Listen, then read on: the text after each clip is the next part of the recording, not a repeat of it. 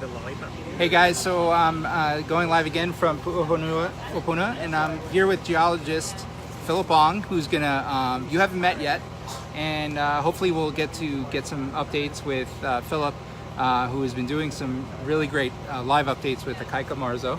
And I wanted to introduce you guys to him, and hopefully we can get Akaika and Philip together to give you some more updates throughout, or at least throughout the week. I'm gonna throw it over to Philip. Guys, meet Philip. Hi everybody. Philip, introduce yourself.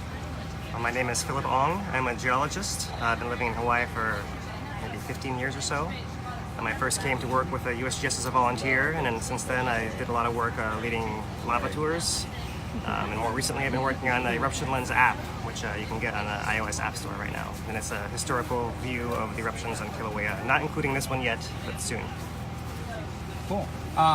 Normally you provide updates, or you've been providing updates to folks as to what's been going on. Can you give us kind of an update on today, on what the situation is with... Sure, yeah, sure. Yeah. The little that I know, I've just been down here for a little while, but let's pull up the map. I'm trying to get organized here. So this map is the one that was put out yesterday at 3 p.m. still. I had some questions. USGS puts out these maps maybe once a day or so, so you really got to look at the time. A lot can change in a day. But it's our best schematic, our best diagram that can show you guys what's been changing since then. So most of the action in the last couple of days has been in the Fissures 8 around here, with a big flow that went to PGV first over here, then the one a couple of nights ago over here. And the newest one is somewhere along this edge, and has actually come all the way across and crossed Highway 132 right up here on the edge of this yellow line of PGV. So right now, lava flow has come across 132, and it's a big flow, and it's moving somewhat slowly from what I reported from Kaika. So we're not sure how far it's going to actually advance. Which one is 132? The one that you rode to Pohiki?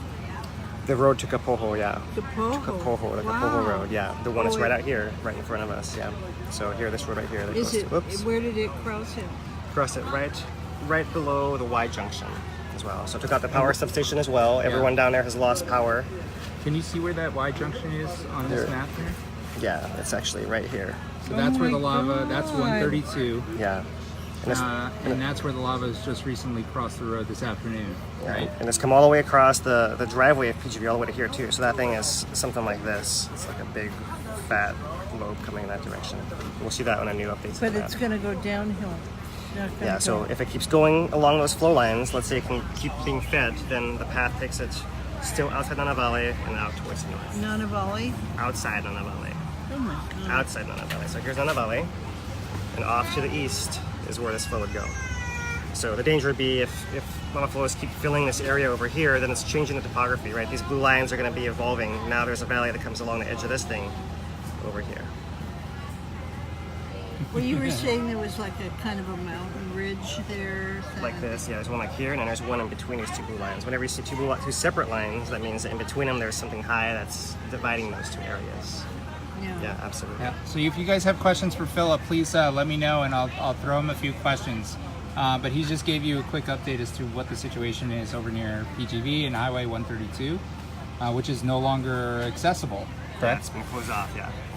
Are you on the air? Yes, we are. So no, it's okay. It's totally okay. You're like one of our viewers who are asking questions, so Well, it's perfect. I'm here a lot of the evening around Philip. Oh, great. Your kids are adorable. So one of the biggest questions I've had, and a lot of people have had recently, is that we've noticed that the activity seems to ramp up at night. What's the reason? Do you know the reasoning behind that?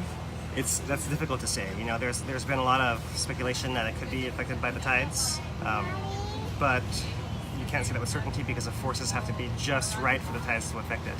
It could be coincidence, right, as well. You know, how many times can you flip a coin and get heads in a row, right? It could happen 3, 4, 5, 6 times in a row, and does that mean that you're going to get heads every time? Is it happening at night for a reason? We don't really know. I think another question that everyone's been asking is, how often are these maps updated? These are updated about once a day. Yeah, so the one for today has not been, I have not got it from the website yet. Maybe it has been released, but I haven't seen it yet. And another question is, has PGV been covered completely? No, so the structures that are down on the access road have been covered, but the actual upper well sites are still up on the hill. They have not been covered. Some of them have the ones that lower ones down, but nothing new since yesterday, as far as I'm aware. Yes, we do. Highway 132, guys. Yes. So Just a minute, okay? we may lose Philip towards the end of the week, but hopefully we can swing by and Akaika can join Philip and we can have a chat with both of them so that our audience can meet you guys now that they've already met Philip. Some of you already know Philip because everyone's giving you shout outs in our chat right now. Thanks, guys. You're already famous. But yeah, what was your app again? Can you The mention? app is called Eruption Lens. Eruption Lens. Yeah, for iOS, and it's on the iTunes store.